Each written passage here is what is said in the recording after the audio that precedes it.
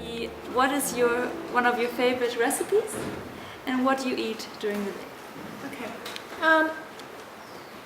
During the day, my nutrition changes. I start my day always with a big glass of lemon water because that's very cleansing for the liver and the gallbladder. And then, I'll do my breakfast shake, or if I don't do my breakfast shake, I'll do like a cereal made with chia seeds and flax seed and maybe some raw wheat germ and some hemp seed milk or sesame seed milk or almond milk on there, a little bit of cinnamon. Sometimes I'll throw in some different herbal combinations such as ashwagandha and some of the superfoods, that I like. And maybe a little local honey, and I'll have that as my cereal. My shakes are usually, either a protein shake made with maca and cacao and hemp seed milk and a really good fermented brown rice protein powder. I really like to put that in there. And then I make this mixture of these Chinese and Ayurvedic herbs such as astragalus and ashwagandha and coca-cola and triphala and some of these other things that, I just make up a big bag of it, and so I'll just put a tablespoon of that in there. And that'll be my protein shake. And I'll alternate that, like one day I might do the protein shake, and the next day I'll do more like a spirulina green powdered, superfood powder fruit smoothie, which is amazing too because it's got all the, the omega-3s in there with your spirulina and algae and gives you a lot of energy and vitality. And then you've got all the antioxidant power of, the fruits that you're choosing.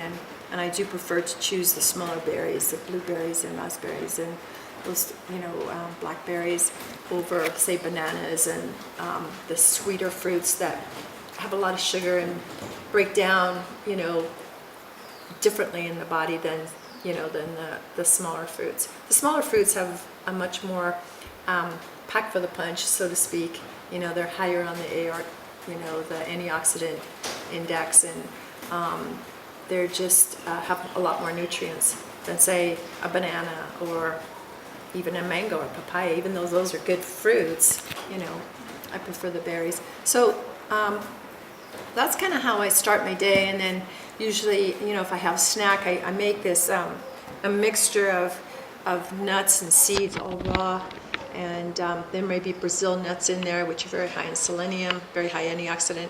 Also walnuts and pecans and some of these Incan berries and maybe a few raisins in there, and cacao nibs, of course, and goji berries and bee pollen and spirulina nibs. And so I have a whole mixture of these that are my snack, and I'll have that maybe with maybe an apple or some kind of a fruit, or maybe even some vegetables and like cut up vegetables that I can dip into a raw nut butter.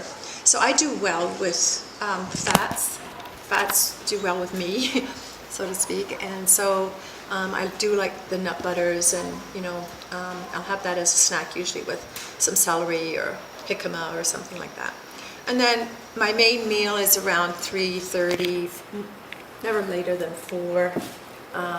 And that's my main meal. So I'll have a big salad from the garden, and usually with either some kind of a protein or some kind of a more carbohydrate.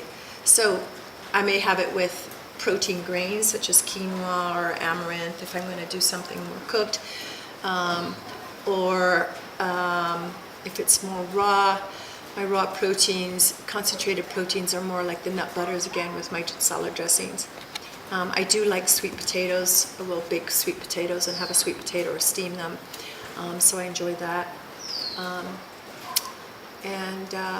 Do you eat them raw, the sweet potatoes? No, I don't. No, if you're gonna do raw sweet potatoes, it's really good to marinate them for a long period of time, like maybe at least 24 hours to 48 hours, and then you can spice them up or in your marinade, and then dehydrate them and slice them really thin, because they're they have a lot of starch in them, so you want to try to mitigate that starch. But they are they're a good food even raw. I know some people actually add them to their juice, raw juice, so that's something that I'm not really into juicing the sweet potatoes, but I have made sweet potato chips and they're really good. Okay. Yeah. So that's kind of like basically what I eat. And then if I'm hungry at night, I may have just a piece of fruit or, you know, a few nuts or. So you're Yeah. mostly a breakfast, snacks, and like one big meal during the day. Yeah. Okay, that's wonderful. And does your dosha type allow you to eat so much fat? Is it? Yeah. Yeah. The Vata, they need more fats. Okay, this is wonderful. Yeah, more moist. Fats are more moist. They're moisture, you know, and they're warming. So in Ayurvedic, they're a warming, more moisture type of food. So, and because Vata types are cool and dry, you know, our skin tends to be more drier, and you need the oils. Yeah. So. It seems to do you good. So maybe you want to share one recipe with our viewers, either the crackers or another one that will blend in.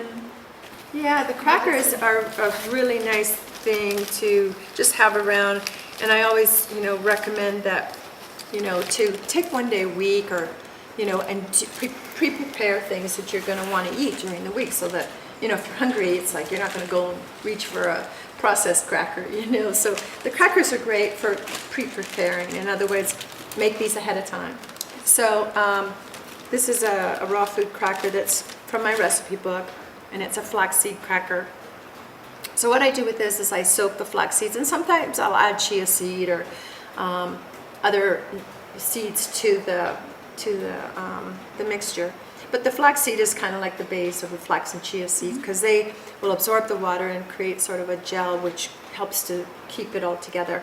And then I like to blend up celery, which adds sort of more of a salty taste. So I'll blend up celery, and maybe I'll throw some tomatoes in there, a little bit of onion and garlic, and different herbs or spices depending on what kind of flavor I want in my flax cracker. So if I want, say, more Italian spices, you know, I'll add the Italian spices, oregano and things like that. Maybe some sun-dried tomatoes, blend that all up and mix it with the flax seed and the chia seed.